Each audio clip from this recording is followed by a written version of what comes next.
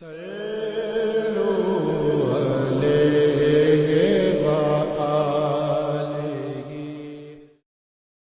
جحیفہ نے کہا کہ نبی کریم صلی اللہ علیہ وسلم ہمارے پاس دوپہر کے وقت تشریف لائے اور آپ نے بطحا میں ظہر اور عصر کی 2 رکعتیں پڑھیں۔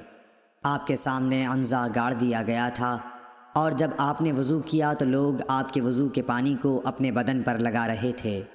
صحیح بخاری حدیث نمبر 501۔ یزید بن ابی عبید نے بیان کیا کہ میں سلمہ بن اکو رضی اللہ تعالیٰ عنہ کے ساتھ مسجد نبوی میں حاضر ہوا کرتا تھا۔ سلمہ رضی اللہ تعالیٰ عنہ ہمیشہ اس ستون کو سامنے کر کے نماز پڑھتے جہاں قرآن شریف رکھا رہتا تھا۔ میں نے ان سے کہا کہ اے ابو مسلم، میں دیکھتا ہوں کہ آپ ہمیشہ اسی ستون کو سامنے کر کے نماز پڑھتے ہیں۔ انہوں نے فرمایا کہ میں نے نبی کریم صلی اللہ علیہ وسلم کو دیکھا، آپ خاص طور سے اسی ستون کو سامنے کر کے نماز پڑھا کرتے تھے۔ صحیح بخاری حدیث نمبر 502۔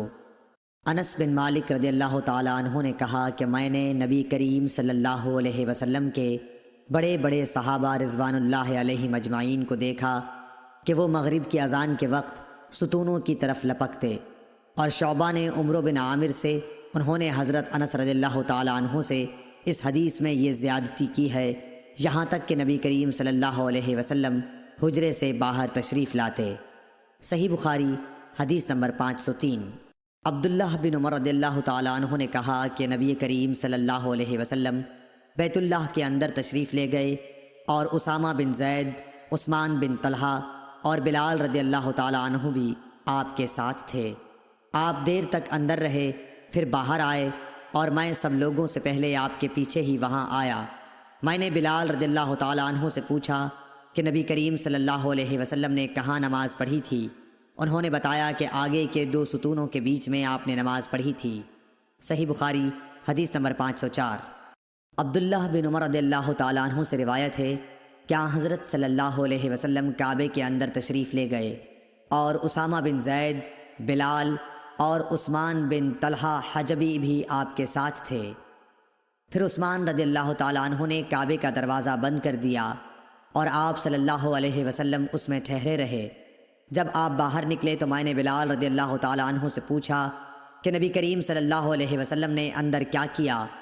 انہوں نے کہا کہ آپ نے ایک ستون کو تو بائیں طرف چھوڑا، اور ایک کو دائیں طرف، اور 3 کو پیچھے، اور اس زمانے میں خانہ کعبہ میں 6 ستون تھے۔ پھر آپ نے نماز پڑھی۔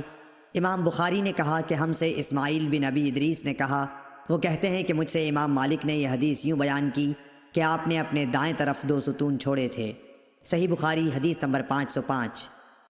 موسیٰ بن عقبہ نے نافع سے روایت کیا ہے کہ عبداللہ بن عمر رضی اللہ تعالیٰ عنہ جب کعبے میں داخل ہوتے تو سیدھے منہ کے سامنے چلے جاتے، دروازہ پیٹھ کی طرف ہوتا، اور آپ آگے بڑھتے۔ جب ان کے اور سامنے کی دیوار کا فاصلہ قریب 3 ہاتھ کے رہ جاتا تو نماز پڑھتے۔ اس طرح آپ اس جگہ نماز پڑھنا چاہتے تھے جس کے متعلق حضرت بلال رضی اللہ تعالیٰ عنہ نے آپ کو بتایا تھا کہ نبی کریم صلی اللہ علیہ وسلم نے یہی نماز پڑھی تھی۔ آپ فرماتے تھے کہ بیت اللہ میں جس کونے میں ہم چاہیں نماز پڑھ سکتے ہیں، اس میں کوئی قباحت نہیں ہے۔ صحیح بخاری حدیث نمبر 506۔ عبداللہ بن عمر رضی اللہ تعالیٰ عنہ نے نبی کریم صلی اللہ علیہ وسلم سے روایت کیا ہے کہ آپ اپنی سواری کو سامنے عرض میں کر لیتے اور اس کی طرف منہ کر کے نماز پڑھتے تھے۔ عبید اللہ بن عمر نے نافع سے پوچھا کہ جب سواری اچھلنے کودنے لگتی تو اس وقت آپ کیا کیا کرتے تھے؟ نافع نے کہا کہ آپ اس وقت کجاوے کو اپنے سامنے کر لیتے، اور اس کے آخری حصے کی، جس پر سوار ٹیک لگاتا ہے، ایک کھڑی سی لکڑی کی طرف منہ کر کے نماز پڑھتے، اور عبداللہ بن عمر رضی اللہ تعالیٰ عنہ بھی اسی طرح کیا کرتے تھے۔ صحیح بخاری حدیث نمبر 507۔ اسود بن یزید نے حضرت عائشہ رضی اللہ تعالیٰ عنہ سے روایت کیا ہے، آپ عائشہ رضی اللہ تعالیٰ عنہ نے فرمایا، تم لوگوں نے ہم عورتوں کو کتوں اور گدھوں کے برابر بنا دیا، حالانکہ میں چارپائی پر لیٹی رہتی تھی، اور نبی صلی اللہ علیہ وسلم تشریف لاتے اور چارپائی کے بیچ میں آ جاتے، یا چارپائی کو اپنے اور قبلے کے بیچ میں کر لیتے، پھر نماز پڑھتے۔ مجھے آپ کے سامنے پڑا رہنا برا معلوم ہوتا، اس لیے میں پائنتی کی طرف سے کھسک کر لحاف سے باہر نکل جاتی۔ صحیح بخاری حدیث نمبر 508۔ ابو سعید خدری رضی اللہ تعالیٰ عنہ نے بیان کیا کہ نبی کریم صلی اللہ علیہ وسلم نے فرمایا، اور دوسری سند، اور ہم سے آدم بن ابی ایاس نے بیان کیا، کہا ہم سے سلیمان بن مغیرہ نے، کہا ہم سے حمید بن ہلال نے، کہا ہم سے ابو صالح سمان نے، کہا میں نے ابو سعید خدری رضی اللہ تعالیٰ عنہ کو جمعہ کے دن نماز پڑھتے ہوئے دیکھا۔ آپ کسی چیز کی طرف منہ کیے ہوئے لوگوں کے لیے اسے آڑ بنائے ہوئے تھے۔ ابو معید کے بیٹوں میں سے ایک جوان نے چاہا کہ آپ کے سامنے سے ہو کر گزر جائے۔ ابو سعید نے اس کے سینے پر دھکا دے کر باز رکھنا چاہا۔ جوان نے چاروں طرف نظر دوڑائی، لیکن کوئی راستہ سوائے سامنے سے گزرنے کے نہ ملا، اس لیے وہ پھر اسی طرف سے نکلنے کے لیے لوٹا۔ اب ابو سعید نے پہلے سے بھی زیادہ زور سے دھکا دیا۔ اسے ابو سعید رضی اللہ تعالیٰ عنہ سے شکایت ہوئی اور وہ اپنی یہ شکایت مروان کے پاس لے گیا۔ اس کے بعد ابو سعید بھی تشریف لے گئے۔ مروان نے کہا، اے ابو سعید، آپ میں اور آپ کے بھتیجے میں کیا معاملہ پیش آیا؟